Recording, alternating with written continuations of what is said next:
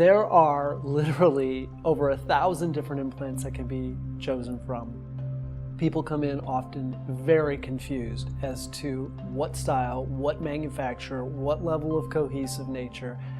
And I want to just boil things down to give you a little bit of an understanding of some of the vocabulary that goes around implants. Implants are made of one of two types, meaning they're silicone or they're saline. The outside shell of all implants is silicone elastomer.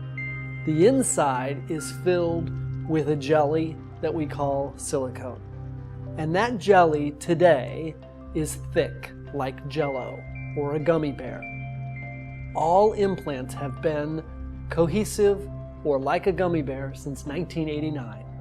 So you can't get an old implant that leaks all over the place anymore. So when somebody says, I want the new gummy bear, all implants are gummy bear. But today, there are 4 different levels of thickness. So there is something like Jell-O, something like firmer Jell-O, and then there's finger Jell-O, or whatever analogy people want to make. Warm gummy bears, cold gummy bears, but it has to do with the thickness of the gel. But they're all gels. Okay, so that's gel. Now, sizes. There's moderate profile and high profile and low profile and extra high profile, and everybody comes in and says, I want a high profile implant. Truth is, implants are based on dimensions. And so each one of these implants here is the same size. They're a little more narrow as you go up. So this one may be called low, moderate, moderate plus, extra high, low, moderate, high, extra high. They're just names, and every company's name is a little bit different. But all it means is that for every size of implant, this one's wider and a little shorter, and this one's the most narrow and the tallest. And that's the only difference, is the dimension. So what we always do is we get a dimensional analysis of the patient, we look at the size you need, and we adjust your volume according to those dimensions, height and width. Now, this is the style of implant that was available, and you'll see they look a little bit like craters on the top.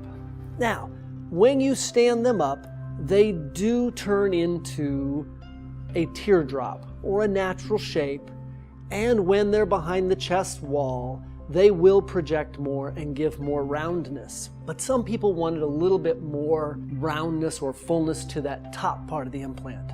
So, to the answer to that, implant companies started filling them more. So now instead of being on an average of 85% full, they're now 95% full.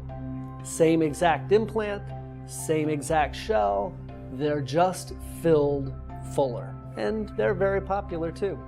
Now let's go to saline implants.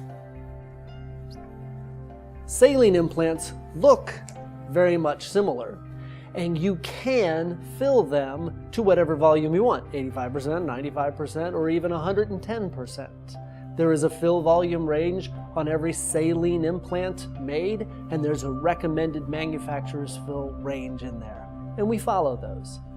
This is a single lumen saline implant, which feels a lot more like a water balloon. It bounces back quicker, and so therefore a gel implant will feel softer. And I always tell people the only difference between implants is the way they feel. Saline bounces more, silicone bounces slower, it feels softer. Now, along comes a saline implant that is multiple shells structured internally with baffles. So it's actually 3 to 5 implants all wrapped in one with little slits in the inside shells, which makes the saline move slower. So this company named it the Ideal Implant. It is a structured saline implant that feels like a gel implant. More choices.